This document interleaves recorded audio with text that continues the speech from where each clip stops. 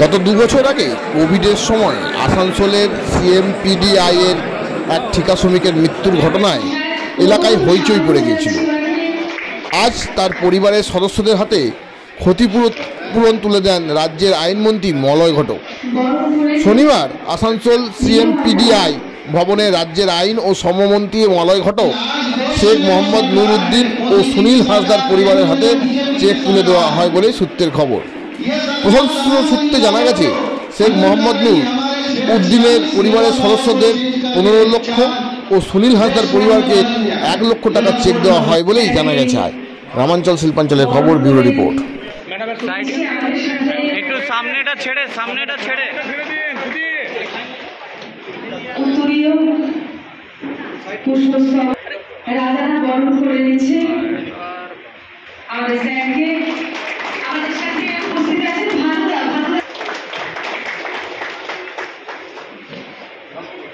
আমরা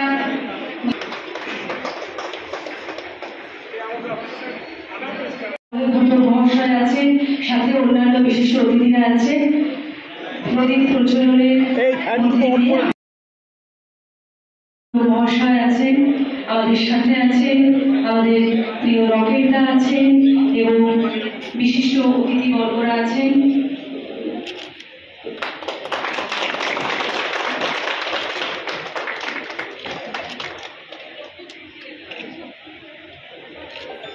প্রদীপ প্রজ্বলন অনুষ্ঠানের মধ্যে দিয়ে আমরা আমাদের বাকি অনুষ্ঠানকেও এগিয়ে নিয়ে যাব। এখন প্রদীপ প্রজ্বলন চলছে।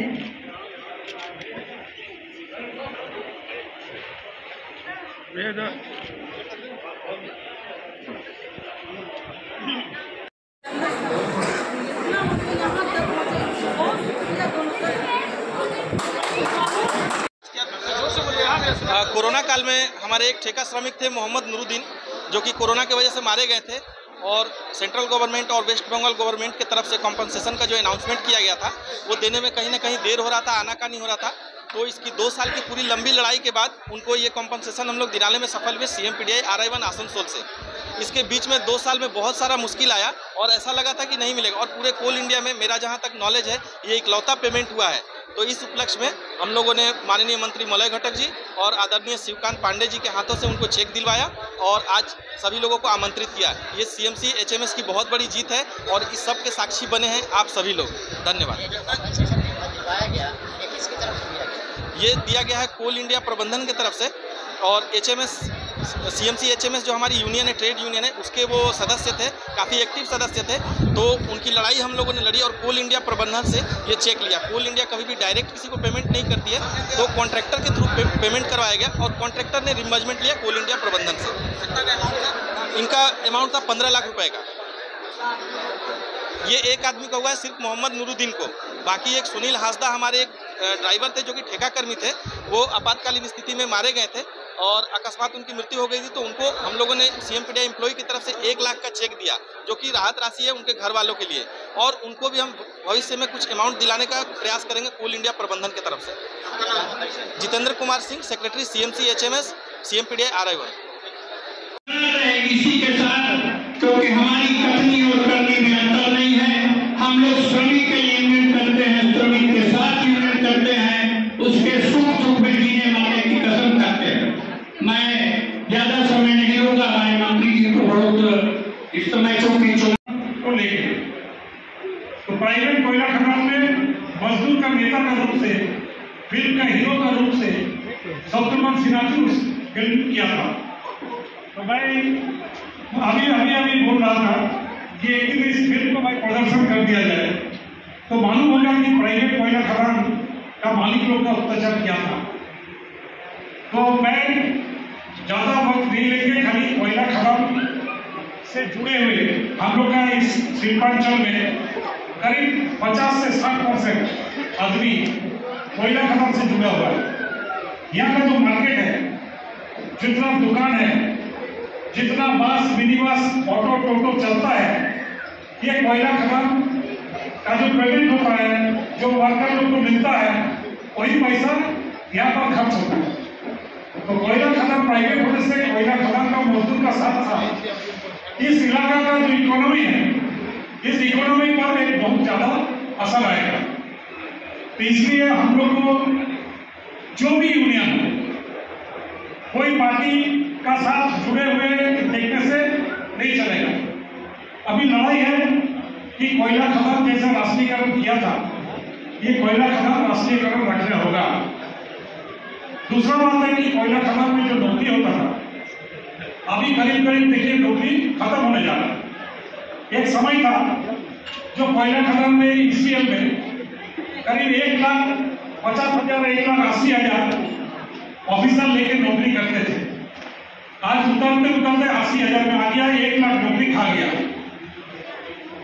तो यही बीजेपी का जो सरकार है 2014 में वादा किया था कि अगर हम सत्ता में आएंगे तो 2 करोड़ बेकार को नौकरी दिया जाए।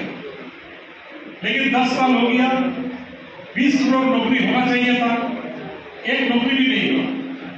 और जहां पर नौकरी होता था, बैंक में होता था, रेल में होता था, तो आधा बैंक तो बंद हो गया। हम लोग का देश में 18 राष्ट्रीयकरण किया हुआ बैंक था, अब 10 बैंक उठ गया, बंद हो गया। ये लोग क्या किया, आदमी का संघ ने घोषणा किया कि 3-4 बैंक को एक साथ जोड़ दिया जाएगा। आदमी सोचा भाई 3-4 बैंक एक साथ जोड़ेगा, बहुत बड़ा बैंक होगा। लेकिन असलियत क्या देखा कि 4 बैंक, एक बैंक के साथ जो 3 बैंक जोड़े वो तीनों बैंक बंद हो गया। उनका जो ब्रांच था वो ब्रांच छूट गया, जो एटीएम था वो एटीएम बंद हो गया। तो नौकरी जहां होता था बैंक में, वो नौकरी खत्म हो गई। जहां रेल में नौकरी होता था, रेल का आधा भी प्राइवेट हो गया। आप स्टेशन में जाइए, अब देखिए रेल का आरएमएस प्राइवेट हो गया, रेल का कैटरिंग प्राइवेट हो गया, रेल का बहुत सा जगह प्राइवेट हो गया। अभी बहुत सा स्टेशन ये भी प्राइवेट हो गया। रेल का वागन देखिएगा, अभी प्राइवेट कंपनी का नाम लिखा हुआ है। एक ट्रेन, एक जो वागन ये भी प्राइवेटाइजेशन हो गया। सभी क्षेत्र में कुछ चीज को बिका गया।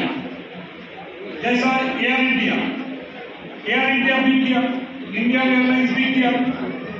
आज लाइफ इंश्योरेंस में भी आपका शेयर प्राइवेट आदमी के पास चला गया। और आस्ते आस्ते जितने भी सरकारी संस्था था तो यह बंद हो गया। देश का प्रधानमंत्री लोग देश का संपत्ति बना के गया, लेकिन ये पहला प्रधानमंत्री है जो बनाया तो नहीं, लेकिन जो बना हुआ था सबको बेचना। तो इसलिए हम लोग को बहुत सा सतर्क रहना है। इस बार जो चुनाव है बहुत महत्वपूर्ण चुनाव है। इस चुनाव में श्रमिक भाई लोग का भविष्य आप लोग को देखना है। अभी मेरा आगे आदमी भाषण दे रहे थे, श्रम कोड का बारे में बताया, लेबर कोड। आप लोग जानते हैं कि श्रमिक भाई लोग का जितने भी कानून बना था, कोई ना कोई लड़ाई से बना। ये जो 8 घंटा ड्यूटी हम लोग करते हैं, 8 आवर्स ड्यूटी, ये अमेरिका का शिकागो शहर में इसका लिए एक आंदोलन हुआ, जहां गोली चला था। बहुत श्रमिक का वहां पर मौत हुआ था। आज जो श्रमिक का जो गोली चला था, उस कपड़ा जो लाल खून से भर गया था, वो खून का कपड़ा लेके लाल झंडा का पैदा हुआ, वो श्रमिक का झंडा बोला जाता है।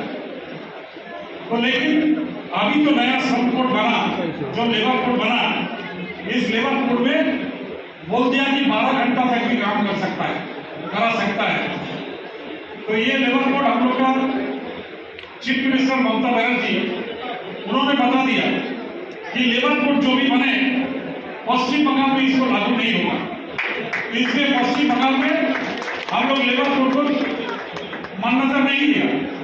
हम लोग का पश्चिम बंगाल में अभी भी 8 घंटा ड्यूटी किया जाता है, 12 घंटा नहीं हुआ। इस लेबर कोड में ये भी है कि 300 तक जहां पर आदमी काम करते हैं, वहां पर लेबर कोड को लिए कोई कानून लागू नहीं होगा।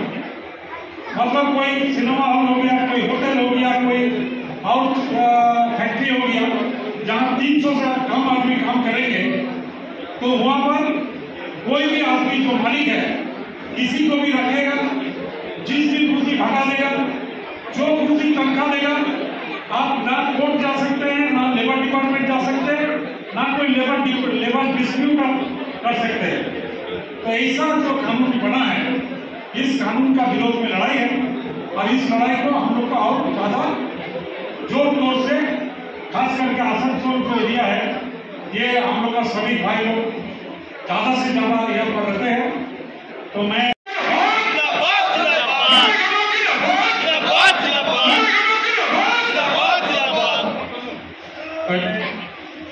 सभी को मेरा तरफ से नमस्कार। आज कोयला मजदूर कांग्रेस, हिंद मजदूर सभा में जो कोयला मजदूर कांग्रेस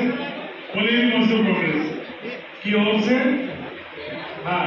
जो सभा यहाँ किया जा रहा है, उनका प्रेसिडेंट पांडे जी, हम लोग का मुनिया जी भी है, जुड़े हुए CMPDI से जुड़े हुए जितने भी मजदूर भाई बहन दोस्तों यहाँ पर मौजूद है। मैं ज्यादा वक्त नहीं लेंगे, खाली इतना ही आप लोगों के सामने कहना है। अभी हम बोल रहा था कि भाई कोयला खदान एक समय पर प्राइवेट कोयला खदान हुआ करता था। कोयला खदान का जो मालिक हुआ करता था, वो लोग मजदूर को काम कराते थे, सही तनख्वाह नहीं देते थे, और जब खुशी उनको बहाली करता था, और जब खुशी उनको नौकरी से निकाल भी दिया जाता था। उसी का विरोध में लड़ाई हुआ था। उस लड़ाई में करीब सभी यूनियन भाग लिए थे, और 2072 और 2073 आप लोगों को मालूम है, 1972 1973, 1972 और 1973, ये दोनों साल में कोकिंग कोल और नॉन कोकिंग कोल को राष्ट्रीयकरण किया गया। और राष्ट्रीयकरण करने के बाद आज सोचिए 28 और 24 करीब 52 ईयर्स बीत गया।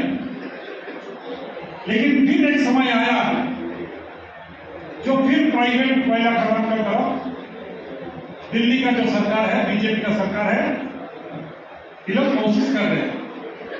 आप लोगों को मालूम है कि आज से 4-5 साल आगे जो दिल्ली सरकार का बजट हुआ था, इस बजट में उन लोग पास कराया था कि 100% कोयला खदान में FDI कर दिया जाए।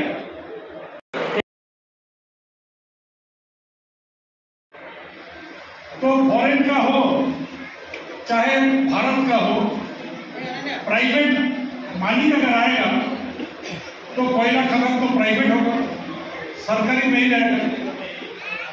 लेकिन अभी हम लोग देख रहा है करीब 6 से 7 कोयला खदान जिसको ऑलरेडी टेंडर करके प्राइवेट कंपनी को दे दिया गया, और लोग बहुत जगह में काम भी कर रहे हैं।